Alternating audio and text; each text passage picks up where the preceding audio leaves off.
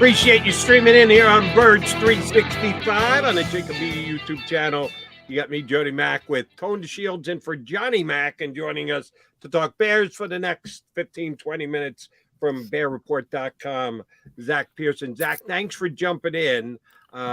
Before you came aboard, Tone and I were trying to figure out exactly how many times Justin Fields is going to have to run the ball this Sunday. I'm thinking about setting the under-over at like 21. You don't have a quarterback running 21 times, but the Bears might this Sunday. Am I setting it too low? Well, thanks for having me on. I don't know. In order for the Bears to win this game, Justin Fields is going to have to just be very, very special and play out of his mind. It's crazy because when he came back from that shoulder injury after missing one game last week or 2 weeks ago against Green Bay, he actually didn't really have that many designed run calls. And he actually looked way better as a passer outside of those 2 interceptions that he threw late in the game. But I think that was a little more of them trying to protect him with his shoulder, maybe not take as many hits. On Sunday, I don't know. He's probably going to have to run the ball a lot, at least 10 times for them to win this game, because I just don't know where they're going to beat the Eagles. I think if they have a shot, it's going to be him scrambling on the outside, making plays with his feet, maybe keeping plays alive, throwing the ball. Problem is, they really don't have anyone to throw to at all in this offense. I mean, Cole Kmet's probably their best wide receiver at tight end. Darnell Mooney's hurt right now. Chase Claypool's probably not going to play. He's throwing to Byron Pringle. He's throwing to N'Keal Harry, Dante Pettis, Velus Jones Jr. It's a bunch of guys that are, no offense to him, wide receiver 3, wide receiver 4 on a lot of other teams. Hey there, Zach. Thanks again for coming onto the platform. You're beginning to become a regular on JAKIB Sports. We had you on from the Football Playbook earlier this week. Appreciate you as always. I have a question, right? Justin Fields, he's a quarterback that I believe is probably one of the more talented guys in his draft class, and he came in with a very unique skill set. And when he first got here, it seemed like the Bears were trying to fit him into this prototypical quarterback mold, forcing him to drop back 5-7-step drop backs, kind of like Aaron Rodgers-esque a little bit, just trying to force him to be something he kind of wasn't, and didn't really lean into what he did well, and that was, really utilize his athletic ability. Why did it take this long for the Bears coaching staff to really lean into what Justin Fields does well? Yeah, I think he was dealt kind of a bad hand last year. I think he was in a position where Matt Nagy and Ryan Pace wanted to save their jobs. They needed to save their jobs. And from the start, they went with Andy Dalton. They were not even going to give Justin Fields a shot in training camp last year at all. I was at pretty much every training camp practice. Justin Fields was the better quarterback, hands down, way better than Andy Dalton. They still stuck with him until Dalton got hurt. And then they kind of played this game where it was rotation in and out. Even when Dalton was healthy and Fields was healthy, they kind of went back to Dalton. I think this year they saw, okay, we have to be a run-first team. We have a couple of good backs in David Montgomery. We have a couple of, we have Khalil Herbert. Justin Fields can use his legs as well.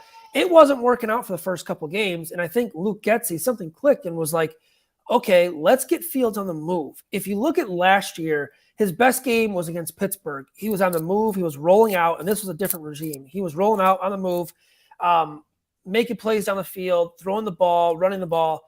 I think they saw that and said, okay, we really need to get that into our game plan as well as his legs and put him in good situations. We're not going to come out here and throw it deep every single time. We're not going to take chances, 20, 30-yard passes. That's just not what the offense was. It's developing into that a little bit as we go. I think Getsy and Matty Eberflus saw it as, okay, we have, like you said, we have someone special. We have a special skill set. The NFL is changing. Look at all these quarterbacks. Look at Jalen Hurts. Look at, Justin Fields, guys like that. Even Kyler Murray to an extent before he was getting, before he was hurt. Mobile quarterbacks, guys that can use their legs, guys that use their arm are becoming what the NFL is. Not fully, but, it's starting to develop that way. And I think the Bears finally realized, okay, like we really have to use this guy's skill set because he has no weapons. He just has no weapons at all. All right, other than Justin Fields taking off and running with it, who are they going to lean on to run the football tomorrow? If they can, if they're not down 14-0 before they blink, if the game is actually competitive after a quarter, who's going to get those carries for the Bears tomorrow? It's going to be David Montgomery will be the workload. Khalil Herbert's out. He can't return until next week against Buffalo. If they were both playing, it would have been more of like a 50-50 true split. I actually think they prefer Herbert right now over Montgomery. But since he won't be out there, it's going to be Montgomery. And that's not a bad thing. He played well against Green Bay. He's a guy who, he doesn't have the speed to kind of break away. You won't see many long, like 60, 70-yard, big runs at all. But he's a guy, he's hard to bring down. He'll fall forward. He'll break a couple tackles, maybe turn a 4 or 5 yard play into, 7, 8 yards, something like that. A guy I'm very intrigued by is Darrington Evans. He's a veteran, came from Appalachian State, played at Tennessee with the Titans. He's probably their best pass catching back right now. He's made a couple plays in that area. So, in terms of running, it'd be Montgomery, but if Fields has to scramble, kind of dump it off, I think they'll target Evans a little more. Zach, what's been your evaluation of Matt Eberflus as the head coach? Is this team beginning to buy into what he's selling? Yeah, I think so. And it's kind of weird because they're 3-10. They're out of the playoffs. They've had, I think, 6 or 7 chances this year in the fourth quarter to come down in 1-score games and take the lead. And they just haven't been able to do it at all this year. And that's kind of, one of those stats where you look at and you're like, wow, like that's sad. That's not good. Maybe players are kind of not buying in. That's just not the case at all. I think they know what's going on. This is a complete rebuild. It's a complete teardown. They traded their best player on defense, Roquan Smith. I mean, they traded a good pass rusher at the time last year. A good pass rusher last year in Robert Quinn. They kind of knew what was happening, but they're buying into it. It's a process. I mean, they're going to have a lot of money to spend. They're going to have a top 3 to 4 draft pick. And while it's hard for players to accept and they want to win, I think they kind of understand, like, yeah, even if, we do lose, we're still building something. That's really hard, for a lot of players to grasp, but he has not, lost that locker room at all. They've had some frustrating moments, losing their leader, Eddie Jackson, to an ankle injury. They're completely bought in still. They know. I mean, they have 4 really tough games coming up. I think they're going to go 0-4. I think they could beat Minnesota if they rest their starters and possibly beat Detroit. But it could get a little rougher. I still think, though, they're all fully bought in. He's a team-first guy. He wants to oversee the team. He doesn't want to be like Matt Nagy, where he was, only offense and had to have the offensive game plan and play calling. Eberflus kind of connects well to every player, every unit. He cares about every player on this team, and it's kind of refreshing to see since, what we've had here. You've got a problem on defense when a safety leads the team in sacks. Yeah, I know Seattle had that with Adams, but he really is a one-of-a-kind type player. Is Jaquan Brisker that good? It's 3 sacks. We're not talking about a big number here. He's got 3 sacks, but 3 sacks lead the Bears this year. Are they just completely incapable of generating any kind of pass rush? It's crazy because when you talk about Jaquan Brisker, like, I think the better parts of his game are not even with the sack stat. Like, I think he's better in coverage. He's better in the run game. So I think he's a really good player. The sacks have obviously come off of blitzes. Their defensive line is almost historically bad. Like, they are not generating any pressure at all. They didn't touch Aaron Rodgers. I think the only time Aaron Rodgers hit the ground last week was when he tripped maybe on a scramble by himself. It's bad. And it was bad. A lot of people are, they traded Robert Quinn. They have Robert Quinn wasn't great here to start this season. Not this season. And that wasn't making a difference at all early on. So they don't have anyone. They cut Kyrus Tonga, who's in Minnesota, who's playing pretty well. He was kind of an unproven guy. They went with Justin Jones, Dominique Robinson, a 5th-round pick who was playing wide receiver a couple years ago in college. Travis Gibson has not really panned out. So they're just not getting, they don't have a true 3 technique to disrupt games. They don't have a true pass rush on the defensive line. It's actually the complete opposite. If you look at Philadelphia, they have multiple guys. I mean, any guy they throw in there is pretty much getting pressure. Chicago, it's just the opposite. No one's getting pressure. So, if they do get pressure, it's coming off blitzes. And you look, and so it's Brisker has 3 sacks. I believe undrafted rookie Jack Sanborn has 2.5. He's a linebacker, so that's coming off a blitz. And Roquan Smith has, I think, 2.5 or 3 sacks, and he doesn't even play for the Bears anymore, and he's still right up there, and those are off blitzes. So Alan Williams doesn't like the blitz traditionally, going back to his days in Indianapolis. I think he's had to a little more just because they haven't gotten pressure. So I think if they're going to try and disrupt Hurts, they might have to send an extra guy, but I don't know if their defense is good enough to protect if they do send that extra guy. Yeah, the Bears, they had a lot of draft picks this year. Over the past offseason. They didn't have a first-round pick, but they brought in, some DBs, Kyler Gordon, Jaquan Brisker. They brought in a bunch of other young guys, Velus Jones, Braxton Jones, Tristan Ebner. What's been your evaluation from this draft class? Are these guys showing signs that they can play in this league long-term? Overall, what have you seen from this draft class that gives you hope for the Chicago Bears in the long term? Yeah, when I looked at this draft class and it was kind of unfolding there in April, a lot of guys that are very athletic. It feels like Ryan Poles kind of took some chances on guys. And as I mentioned, Dominic Robinson was playing wide receiver and quarterback like 5 years ago. He's a raw talent. A lot of development too. That's kind of obvious. You obviously want to develop guys, but like a lot of guys that they're banking on develop into really good players. So far, I think they have a future starter at left tackle in Braxton Jones, a 5th-round pick out of Southern Utah. I think he's been really good. He's played some of the better pass rushers so far. He's gone up against Micah Parsons. He's gone up against Montez Sweat. Those are 2 guys, you guys are pretty familiar with in the NFC East. He's gone up against Green Bay's pass rusher, San Francisco's. He got beat early on in the season. I think he's only allowed 1 or 2 sacks the past 4 or 5 games. He's been probably one of their better players on offense. Velus Jones kind of been a disappointment, really hasn't gotten going, fumble problems. Tristan Ebner's not really gotten going, even though he's gotten some run with the injuries at running back. Their best players have pretty much come Jaquan Brisker and undrafted free agent Jack Sanborn at linebacker. Brisker looks like a stud, former Penn State guy, plays that traditional strong safety, which has helped Eddie Jackson stay at free safety. And Sanborn's just been a tackling machine. I mean, it's crazy. Like, he's racking up. He has a 16-tackle game, a 13-tackle game. He's all over the field. The interesting one for me is Kyler Gordon. He was there in the second round when a lot of people, their first pick they took in the second round, a lot of people wanted to take wide receiver. A lot of them wanted to take George Pickens or, someone like Sky Moore. They took Kyler Gordon, and he played on the outside, and he played slot at Washington. And they put him right away in the slot. And a lot of people are like, well, you just put a second-round pick in the slot. Well, a lot of defenses are nickel defenses right now. He's struggled, but he's played really well as of late. He did miss a couple games with a concussion. I'm curious to see how him and Brisker hold up against these wide receivers that the Philadelphia has. Are they going to be able to stay with them? Are they going to be able to cover them all game? I think it's going to be a good test for both of those kids. And if they fail, I don't think it's that big of a deal. I think this is actually really good. You should fail at times to get better. So I'd keep an eye on Gordon. He'll probably primarily be in the slot unless there's some injuries. 2 other guys quickly to keep an eye on are undrafted Jalen Jones out of Ole Miss, Josh Blackwell out of Duke, both defensive backs who have played pretty well thrown in there with injuries. Again, who's going to cover Devonta Smith? Will the Bears shadow A.J. Brown with Jalen Johnson? Quez Watkins, who's going to guard him?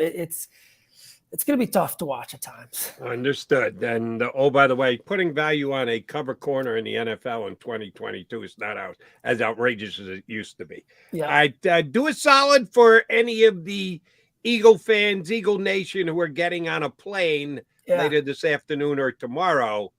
What's the weather supposed to be like at game time? Bundle up. It's going to be about 24, 25 degrees. That doesn't sound awful, but the stadium's right on the lake, and the wind is going to be rolling. I think the wind's like 16, 17 miles per hour.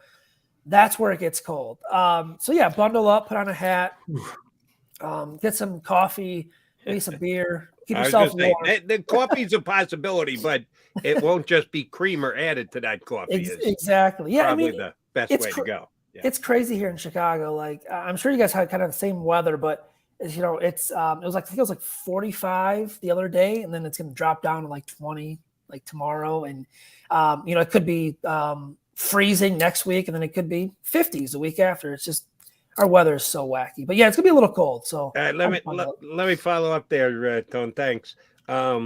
Where are they at in the process of a new stadium? Because they've been Soldier Field forever, redid it, built it back up again, but it is past its usefulness time, and they bought the land in the suburbs. Yep. How is that proceeding? What kind of timeline are we looking at for the Bears to get a new home? Yeah, so it's still going through the process. They're still getting the approvals, all that. I believe they hired someone for design. They have to get the approval in the contract, the land contract signed, all that, I believe is where they're at. It's kind of one of those things where news pops up like every 2 to 3 months on something different. So realistically, the move would probably be 2026 would be the stadium opening, 2027. In my opinion, I think they're gone. I don't think you get this involved with that land in that project, and you're not this deep in talks unless something just absolutely goes wrong. Like they get out there and they realize, oh man, like the land, we really can't build on it. That's not going to happen. They find dinosaur bones. Is that what you're saying? The only way to an Indian burial ground or something. Hey, here's the crazy thing. It's an old horse racing track. So you might not know what you find out there when you start to dig. But no, they're gone. I mean, it just makes sense. Look at all these new stadiums. Soldier Field is the least capacity in the NFL. It's really hard to get to. It's a pain. I mean, I live 15 minutes away, and it takes me 40 minutes on game days, 40, 50 minutes to get down there. That's if I leave at 9 a.m. for a noon game, which is just insane to me. But, yeah, they need it. They're gone. I think they're going to have one of the better stadiums in the NFL when it gets there. And I'm excited for it. I know people like tradition. I'm excited for a new stadium. Nice. Yeah, I was just thinking the Bears, they're coming off of their bye week. And I'm curious to know what new wrinkles should the Philadelphia Eagles expect or be keen to from the Bears, in particular on offense, because we know Justin Fields is still a developing product. We know they are limited from the skill position, but they have done some things to scheme Justin Fields. See, I keep saying Jalen Hurts; they're so similar, right? Yeah. But they have done plenty of things to cut the field in half for Justin Fields and make his job easier. So, are there any new wrinkles that you are anticipating that maybe the Philadelphia Eagles should look out for from this Bears offense? So I'm glad you said the Fields and Hurts are similar, because that's what we really hope here in Chicago. Like we really hope that we have a guy like that finally. In terms of like new wrinkles, the only thing I would like see is maybe getting Velus Jones more involved with his speed, maybe some jet sweeps, maybe some quick screens. Maybe they can have a play action pass down the field. Other than that, man, you guys are going to see a pretty basic game plan. It's just, like I said, it's a bunch of wide receivers that can't really get open deep down the field. They don't have a burner to beat you. Jones would probably be that burner. And the one chance he had against Dallas, he dropped the ball in a deep pass that kind of would have changed that game. Maybe the Bears could have pulled off the upset there. I would just, maybe those quick plays, those quick screens, the quick outs, those jet sweeps, maybe a couple of pitches for him in the backfield. That'd be pretty much the big wrinkle. I think their game plan is going to be, we're going to try and run the ball with David Montgomery. We're going to try to run with Justin Fields, more designed runs. And we're just going to take a basic game plan, take the safe throws, because they just don't have, like, Chase Claypool's not going to play. EQ St. Brown is probably their next best deep threat, which is kind of a positive. He did beat Jair Alexander last week or 2 weeks ago. I don't see it happening again. So, yeah, I would say kind of just getting Velus Jones involved, maybe some trick plays. I don't know. I do think they'll be aggressive, though. I don't think against the Eagles, you're facing the best team in the NFL right now. You could take chances. If it's 4th and 6 from your 40, you could take, or their 40, you could take a chance like that. They'll probably pass up field goals, maybe go for touchdowns. I think they're going to have to do that type of thing. All right, Zach, last one from me. On a personal note, I noticed your writing and Twitter and the like. You chose not to ask any Bears this week about Jalen Hurts' MVP status. Did you not do that because it would have been shooting fish in a barrel, that they don't really have someone on defense that's meritorious of answering that question, that they don't have a star who's good enough to be able to make a statement on the MVP? Why didn't you go down that road? Come on, it was a layup, big guy. You could have taken it. Let's see. There's it's 8:42. I have to be up there by 11, so there's still a chance because we do get open locker room today. This afternoon. I'll be on your Twitter all afternoon. Yeah. So here's what for it to break. Here's what I'll say. If I do talk to someone defensively and I ask them that, I think they'll have a more respectful answer. Yeah, and I think probably. they'll praise. I think they'll praise Jalen Hurts because I think they understand. Like, I think Jalen Hurts has taken that step forward. And the Eagles have done a great job. And nothing against them. The Eagles have done a great job surrounding him with talent, which is what we want in Chicago. But Jalen Hurts is also playing really damn well too. So when I saw that whole thing with Parsons, I was like, wow, okay, it's kind of interesting. Like I checked the schedule. When does Dallas and Philly play again next? Because that's one of those ones where your offensive linemen kind of stand up for you in the game. But yeah, no, I think they'd have a more respectful answer because I do think they've played some pretty good quarterbacks this year. I think Hurts will be up there, probably top 3-ish, top 2 in terms of quarterbacks they've played. And I think they know the challenge that's ahead, man. I've watched a couple of Eagles games this year. He's good. He's really good. And I kind of hope the Bears go down this path. Get Fields a number 1 wide receiver, get him some more weapons, and hopefully he can be what Hurts is. You know, maybe I don't want to make anyone mad in the comments. Maybe better. I don't know. We don't know what Justin Fields' ceiling is. I don't know what Jalen Hurts' ceiling is. I think he could get better as well. So we'll see. But I think they're interesting, comparable quarterbacks too. Now, final one for me. And then you got go ahead. You're good. What is Eddie Jackson's status? Oh, he's out. He's out for the year. Yeah, but is he? The reason I asked the question is he still with the team? Is he there in the locker room? Yes. No, he's not going to play this week. But is he there? Because he's the only Alabama guy you got. Yeah, so I'm figuring if anyone's going to he's your best defensive player, even though he's not playing, and B, he's an Alabama guy. If there's one guy, and I don't want to do your job for you, but if you're going to ask anybody in that locker room today about Jalen Hurts, I would circle Eddie Jackson's name if he's going to be there, or is he rehabbing on his own? I've not seen him in the locker room since he got hurt. I did see him after the game against Green Bay in the locker room, and I talked to him off the record a little bit to see how he was doing and you know if that ankle's doing better, stuff like that. So I was talking to a rookie, Elijah Hicks, who's pretty much played in his spot alongside DHC, DeAndre Houston-Carson. And during my interview, Elijah was like, I have to hold on 1 second, and went up to Eddie, and Eddie came up to him. So he's a guy that a lot of these young players in the secondary lean on, which is still important because if you're not on the field, I still think you can have value in mentoring these young guys who are getting their chance, mentoring Jaquan Brisker, mentoring Elijah Hicks, Jalen Jones, Josh Blackwell, guys like that. So he is around the team. He's helping out. I don't think he'll be in the locker room today. So if I can't ask him today and I see him in the locker room after the game, I'll ask him after the game what he saw. Because I'm sure he'll be at the game, probably up in a box watching.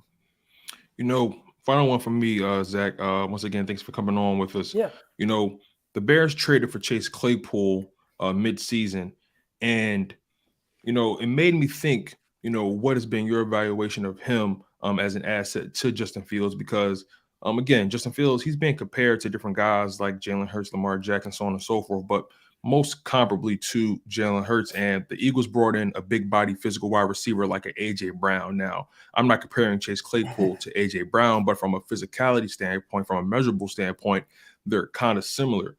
And it makes me think about the potential blueprint for a guy like Justin Fields, right? Getting him that big body wide receiver with a large catch radius. What do you think should be the long-term blueprint for Justin Fields? And does Chase Claypool play is he a vital cog in that long-term blueprint? I think he's going to have to be because the pick they traded for him was their own second, and that's going to be 33, 34, 35 range come April. The move to get Claypool wasn't necessarily for this year. I think Ryan Poles looked at that free agent class and was like, oh boy, there's not many good options out there at wide receiver. Let's go out and try to take a chance on a guy who seemed disgruntled in Pittsburgh, but flash talent. It hasn't been there so far. He just hasn't really caught up with the playbook just yet. He hasn't been on the same page as Justin Fields. He had to play a game with Trevor Siemian after Fields got hurt, so that really didn't help him out. I think a full offseason will know a better answer on Claypool. I don't imagine the Bears thinking him as the true number 1. I think he could be a good number 2, good number 3 with Darnell Mooney. I don't think either of them are number 1 wide receivers. Their plan has to be kind of what Philadelphia went out and did. kind of what Miami went out and did. The only problem is I don't think there's going to be an A.J. Brown or a Tyreek Hill out there available come free agency or trade.